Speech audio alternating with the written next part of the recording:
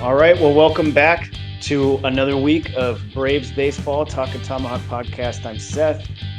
We have Alan Carpenter, the former editor of Top. What we call it? You The were house both that Hank names. built now. It was Yeah. Tomahawk Take. Right. I was there. I was there too, That's right. with you. So, but you were the chief. You were the chief. Um, I guess The bottle washer, the you were the not the cat homer. herder. There we go. Yeah. So Alan, some things have changed since the last time we spoke. The Mets are no longer in first place in the NL East. Been a pretty decent week, 4-2 on the week, and a sweep of the Mets. So, what say you?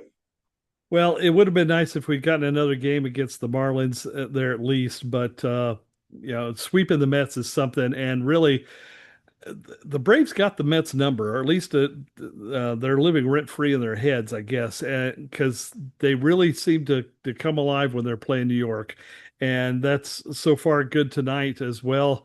It's 3-0 in the middle of the game right now, and the Braves are threatening some more if they can get another run pushed across.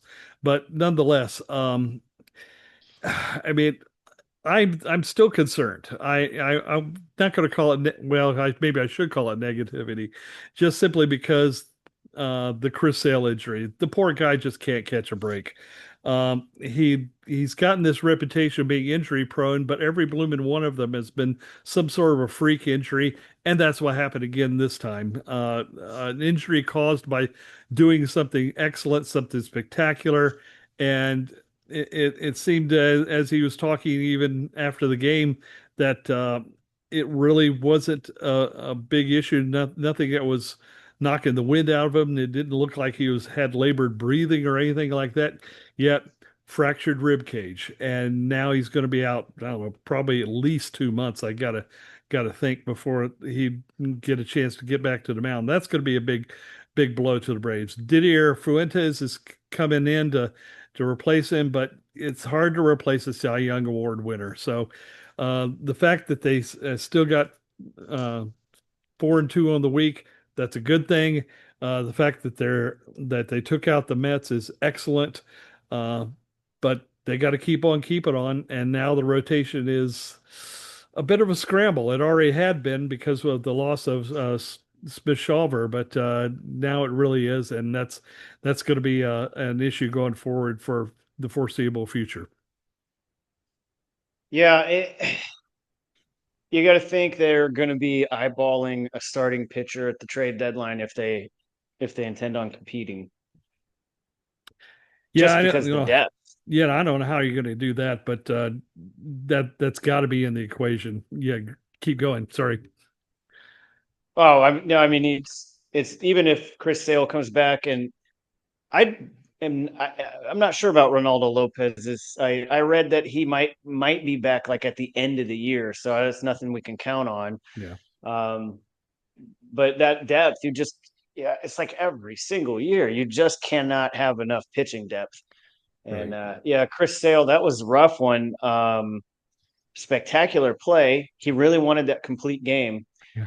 Uh, and those are those sort of hustle plays, those things that you want to see as a fan. And then, at the same time, you kind of weigh with you got a guy like Acuna. We know since his knee injuries, he went from being a plus outfielder defensively to not being a plus outfielder. And you can see he plays it safe a lot out there. And I thought about Acuna when Chris Sale dove for that ball, not negatively or anything. I just thought, that's probably not something we see Acuna do very often. And sure enough, Chris Sale's injured now. And Yeah. you know, that's and speaking of Acuna, I wanted to move into a little bit of Acuna talk. I wanted to get into some of the performances over the last week, and of course, we're going to talk great things about Acuna. Um, Right. but before I do, Alan, considering the Chris Sale injury, the way the Mets are playing so poorly right now, um, if you had to put money on it, do the Braves make the playoffs? It's going to be tough because you've got so many other teams to climb over that are doing well. You know, obviously out west, Dodgers, Padres, Giants.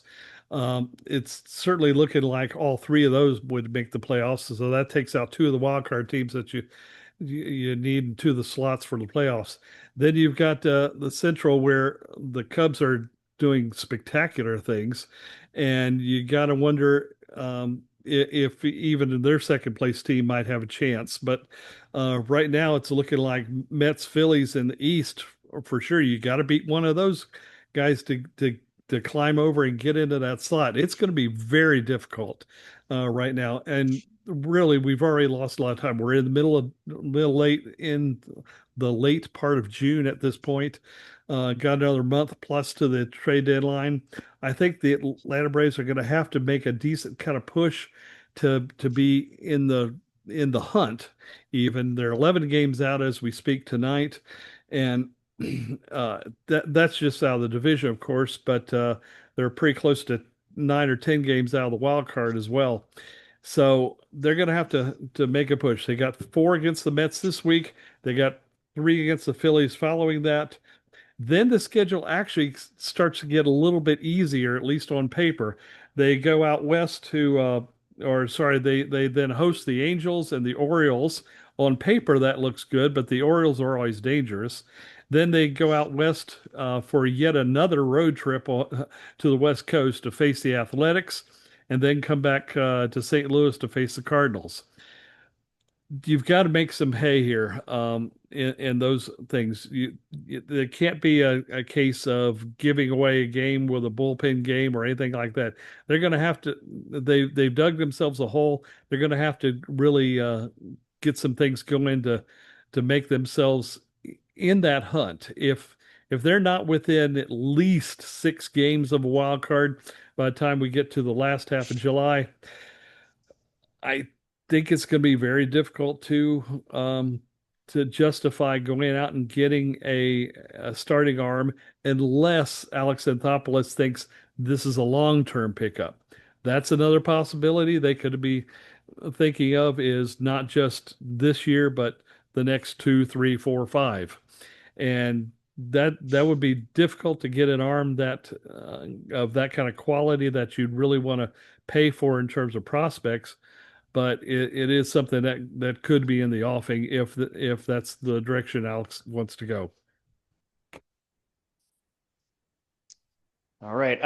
I do want to mention I haven't updated these numbers, but I did put out an article. I think it was like June 12th because I went and looked after June 11th. The Braves were 9 games below 500 at the end of June 11th, and they were 14 and a half games back of the Mets at that time.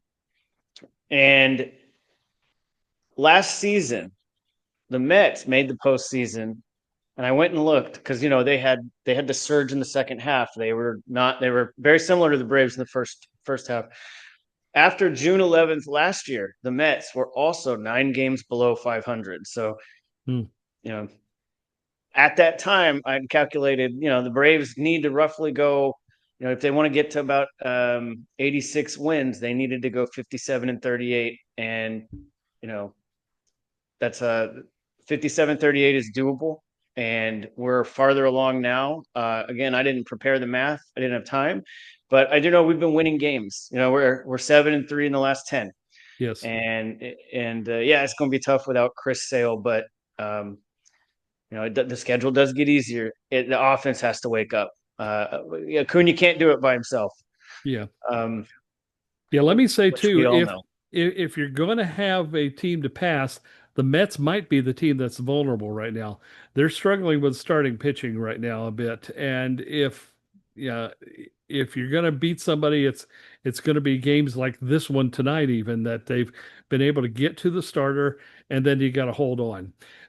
We've seen some bad problems with the Atlanta bullpen this year, no doubt, but in the last month, they are 18th in baseball in bullpen pitching. That still sounds mediocre, but just remember that includes that bad Arizona game, that bad ninth inning there. So it's really probably you take that out and it's better than that at least. So I think things are definitely improving a little bit on the bullpen side. And they're just going to have to keep the starting pitching held together. Bringing up a 20-year-old kind of smacks up desperation. I got him in nothing against Fuentes here, but the fact that you have to rush him to the big league, certainly you didn't want to do that this quick.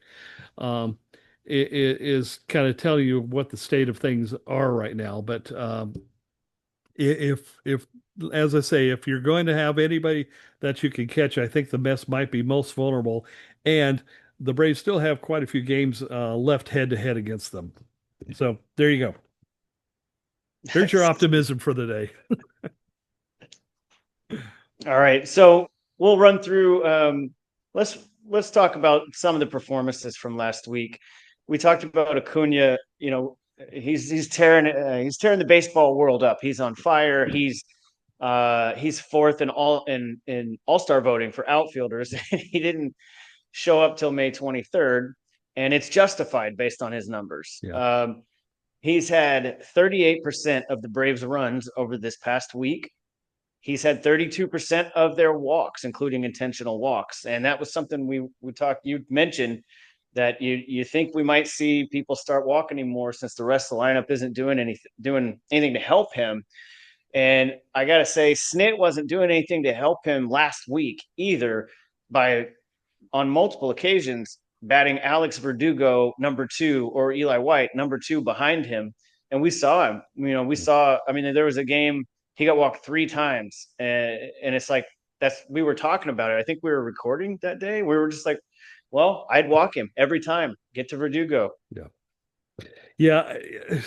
Right now, even in the last 30 days, Acuna is just on fire. He's second in all of baseball among qualified hitters. There's 181 of them. In the last month, he's second in Fangraphs WAR. Uh, Cal Raleigh's number one. The next best Brave on that list is Matt Olson at 53rd. Beyond that, it's Riley at 97, so he's below average on that list of qualified hitters. And then you got Albies, Harris, and Ozuna at 125th and worst. Everybody else that you could throw out in that lineup is below water, with the exception of Drake Baldwin. And of course, he's still not the primary catcher. So you've got a case where the only tough out in this entire Braves lineup is Acuna. He's hitting about 400. Why don't you walk him? I don't understand why teams are pitching to him at all. He's got a homer tonight and a single and a strikeout, but he's been the productive guy in the lineup so far. Walk him and then take your chances with the rest. I bet you see Philadelphia do that. The Mets haven't been doing it so far, but I bet the Phillies would certainly go that direction. So the rest of the lineup's just going to have to pick up the slack and get going because right now he's got no support with him, and that's going to speak to runs down the road, of course. Well, on the bright side, we're seeing life out of Matt Olson right now. A little bit. In the past week, he had a 968 OPS, so he's a 22% walk rate over the past week. I know these are small sample sizes, but that's kind of what we're looking at on a week-to-week basis. He had a really good week.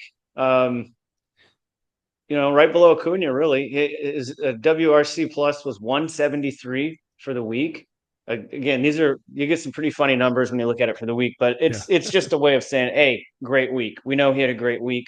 Yes. Baldwin had a nice week. He hit 357 for the week on 18 plate appearances. Now we're gonna, Ozzy Albies, 250, 280 OBP. We know Ozuna's been struggling. Hit a 269 OBP on the week. And then we're going to get into Austin Riley at a 167 average for the week. How about our friend Alex Verdugo, who was hitting in the number 2 hole behind Acuna because, I don't know. And he had a 190 average on the week with a 190 slug, which is not a surprise if you've watched him at all this year. Yeah. And Michael Harris, has a negative 55 WRC plus for the week. I And didn't even know if that 20, was possible. I did, it is. It's possible. And that's also not a surprise. That's not a surprise either. He's just such a black hole right now. Mm. 0.03, 0.083 average for the week. Yeah, it's just again no support, and that's the tricky part because what do you do? Snit's hands are tied a lot of the case because he just doesn't know on a given day who's going to be the guy that can be counted on. He has to go with a hot hand, and the hot hand usually doesn't stay hot is the problem. Ozuna looked like he had gotten his legs underneath him early part of May and was starting to do something better. And now he's gone cold again. In that list of 181 qualified hitters, he's now 175th over the last month, six from the bottom. Uh, None of that's sustainable. And yeah, for consider what this team did a couple of years ago with record homers and everything else. I wonder if that's still in their head a little bit that they're just trying too hard and or the pitching has figured them all out and they just don't throw them anything straight anymore. Because right now it's either fastballs they're hitting or bust for the most part, with the exception of Acuna, of course. If you get him on base, then good things can happen. But that's difficult. But like tonight's game, first inning, he gets on with a single. He steals second, moves to third on a flyout, then tries to make something happen on an infield grounder, got thrown out. It may be the case where he's trying too hard or something, but in any case, he can't do it all himself. He needs some help. Riley got to third base with what was that, one out or no outs an inning ago or so, and they didn't get him in. Uh, that's inexcusable. That needs to happen. These guys need to be doing whatever it takes to get runs home, especially when you have an opportunity like that. Yes, they have a 3-0 lead. Yes, it's getting to the sixth inning, and the Mets haven't done anything against Schwellenbach.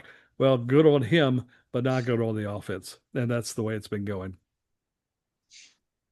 I wanted to, I know we are limited on time per the usual, but I did want to jump back real quick to game one of the first series with the Mets and talk about that.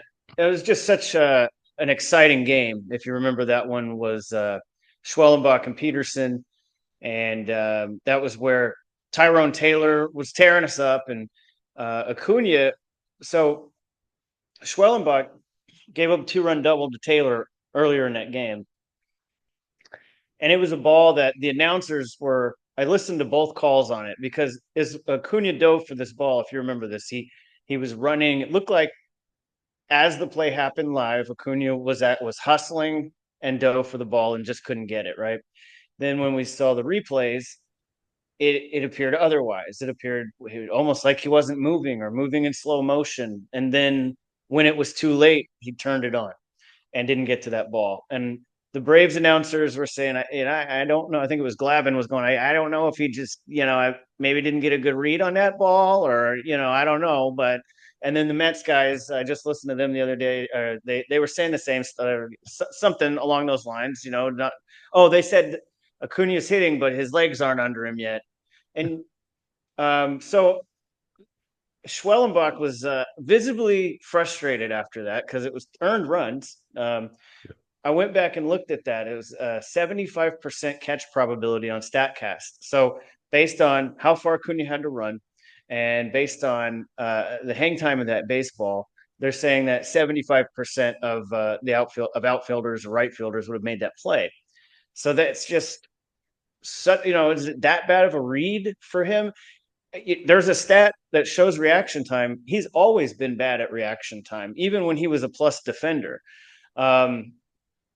I'm not doing this to rip on him. Again, I think we could have a whole conversation about this. As an example, Kevin Kiermaier might dive for, the way these stats work. If you wanted to get a positive rating on outs above average, you need to make plays that have very low probabilities that most people can't make. Kevin Kiermaier can make that play that has a 5% probability. That means he's getting that 0.95 added to his score. That's Yeah. how that it just works like that. Yep. You miss one like Acuna did with a 75% probability, you get 0.75 removed from your outs above average. And as you know, it doesn't take -2, -3, and you're in the dumps. And the problem with Acuna, he's not going to make those up because he's not going to make those low probability plays anymore. He's just not going to try to. But there is, I think, an unrecorded benefit to it. There are plays where guys dive, like what Acuna did in that game when he didn't have the chance at the ball. He dove, it got past him, it turned into a 2-run double. Acuna typically plays the safe route. Acuna usually doesn't let the ball get past him. I have actually have a post up about this. You can go through and see Right. some of the videos, and yeah, he's not making the spectacular catch, but he's also not letting the ball get past him to the wall and letting runners advance on those plays. So it's not all bad, but it set up that last catch. So if you read the post, I showed another one where he just stops and watches balls hit off the wall routinely, and he reminded us that he's not the same defender he used to be with that play earlier in the game. When that ball was hit to the wall, I thought for sure if it wasn't a homer, Acuna's playing it off the bounce, and he turned into Michael Jordan. Yeah. I mean, I jumped off the couch. I was off the couch yelling. It was like one of the most exciting things. Not because again, I'm not dogging him for his style out there. He can do whatever he wants out there. I just didn't expect it, and it was incredible. So I wanted to mention that. I don't have anywhere to go with that. I don't want to say he needs to be better or worse or whatever. But what are your thoughts on that catch and maybe Acuna's defense in right field? He is not going to go for the spectacular thing, and I gotta think that he is trying to protect his knees a little bit there. It seemed that that ninth inning or whatever that was, that last catch against the wall, he realized the situation, and I think it's 10th inning, and recognized that he really needed to go for that one, and did, and was successful. He clearly has the athletic ability to do some of these things. As far as that other ball, the 2-run double play, I didn't see it live, and I only seen about one angle on it. Um, there is, at that time of the night, there is a possibility that he could have lost the ball in the lights. I never heard anybody say that. I never heard anybody suggest it. That is at least a possibility. That's one thought. The second thought is, you're right, his jumps are usually pretty terrible. And maybe that's because his attention lapsed. Maybe it's because he just wants to make sure of something. Maybe he thought it was um, going to be somewhere else and did indeed get a bad read. We never did get an explanation really of that. Um, and nobody's going to say so publicly. Nobody's going to say, what it was unless it's Cooney himself, owning up to a mistake or anything like that. But uh, yeah, I think he is picking his spots. I do think that you've seen guys like uh, King Griffey Jr. back in his day shortening his career because of the spectacular play that didn't work, or the spectacular play where he got hurt.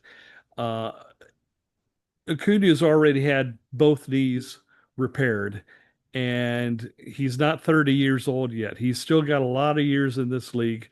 He does need to take care of himself. Um, you're going to see plays like that on occasion. That's unfortunate. Unfortunate as a fan because you want to see the spectacular play. You want to see the Michael Harris jump over the fence kind of play. Uh, but he's at risk. There's no doubt about that. And it's hard to say that he should or shouldn't on any given play.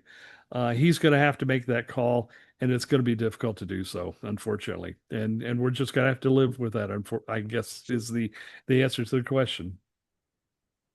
Yeah, it can be a little confusing though when we see him so often not make these plays that are 80% catch probabilities, meaning, this is one of the fastest guys in the league when he turns on the jets. And we saw that already earlier this year. We know he's already been measured as elite speed when he turns it on. And so it is a little confusing it's like my son, we were watching the game and my son, and he's not a little kid, he's about to be 17, but he's like, I don't understand how, dad, how does he not make a play that 75 or 80% of major leaguers make if he's that fast? And I don't know. It happens a lot. I just don't know. I don't know. And And that's the as answer. an aside, you're not that old, by the way.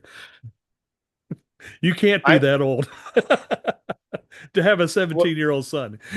oh yeah, I am. I am. I'm 40. Uh, I wouldn't make the play. I'm at that age where, I wouldn't make it. So, but yeah, so what do we got coming up this week? well, this week we have more of the Mets. Luckily, it's a 4-game series, so hopefully we're going to get all 4 of these. The pitching matchups look a little bit different without Chris Sale in there, but currently we have Schwellenbach, who was facing Blackburn in this game again. Game 2 tomorrow, Spencer Strider against Frankie Montas. Is this his first game off the IL? Do you Ooh, know? I good didn't look. question. I don't. He hasn't thrown much, so I wasn't keeping up with those guys, but it could be. Which I mean, any time you get a pitcher coming off the IL, it's generally a good thing for the other team. That's not a hard and fast rule, but it's fairly common. So we'll hope for the best there. Yeah, I mean, I like that. Strider against Montas coming off the IL. If Strider keeps pitching the way he has been, I like Strider against anybody. Then in game 3, we've got Didier Fuentes against Clay Holmes. And Holmes is having a great year, but it got a little bit worse in his last matchup against the Braves. They walked 6 times off of Holmes. They collected 4 hits, and he didn't make it out of the 4th inning. So hopefully we see more of that Yep. against Clay Holmes. Although you're probably given that advantage Mets in that matchup with Fuentes. We'll see what happens. Big stage for the What do you kid. think? Big stage for the kid. They did work counts against Holmes last time. Let's hope they continue that method this time. And then in the 4th game, you've got Grant Holmes against former Brave Griffin Canning. And I don't know anything about him, but I do know that Holmes has been doing about 2 good starts and 1 bad start, roughly on average. We got to hope that this is one of those good ones. He has not faced the Mets this time. He didn't last week, so it'll be something new for them to see. And he's been pretty good, so I'm liking our chances there. Yeah, Griffin Canning is kind of funny because we had him. I don't want to try to figure out how we did. There were all those trades going on, and he was one of those pieces we got and then cut, and then the Mets picked him up, and we could use him right now because he's 7-3. He's got 15 games, 7-3, the 3.91 ERA and 67 strikeouts. So I mean, his WHIP is high, 1.41, but he's having overall he's limited runs. He's winning some games for the Mets. So yeah, interesting matchup though. Yeah, There's and so Juan, much to get into. yeah, and Juan Soto just got to Schwellenbach. It's 3-2. Yep. Yep. So there's so much more we could get into, but I think we're running out of time. There's no way to package this up, any of that stuff up. So how about this? Who's going to be your MVP for the week? Who do you think next week when we have this conversation, you're going to look back and say, here was the best player for the Atlanta Braves over the past week? Acuna or bust. I mean, this is an easy call right now because I don't see anybody else really stepping up that way. But if it, let's see, let me try somebody else other than that. And right now, Matt Olson's the next guy who looks like he's at least having a decent time with the bat. So let's go Matt Olson to be the best supporting actor. Hmm. Okay. Well, I'm gonna pick one that we probably just need to happen, Okay. and it'll be either Ozzy Albies or Michael Harris because something has got to happen with those guys, particularly Harris. So let's go Harris. Let's go Okay. here. It's funny when you were saying earlier he's jumping over the wall, making the catches Acuna won't. And in my mind, I was thinking I didn't want to interrupt you, but I was like, well, with the way he's hitting, he better keep jumping over the walls. Yeah, He's well, been terrible. from your lips to his bat rack. So let's see if that happens. So, all right, well, Alan, I know you have to go, and I'm hungry, so I'm going to go too. So enjoy the game and enjoy your vacation. We'll see you in a week or so, and then we'll get back at it. All right, good talking to you. Thanks much, Seth. Y'all be good.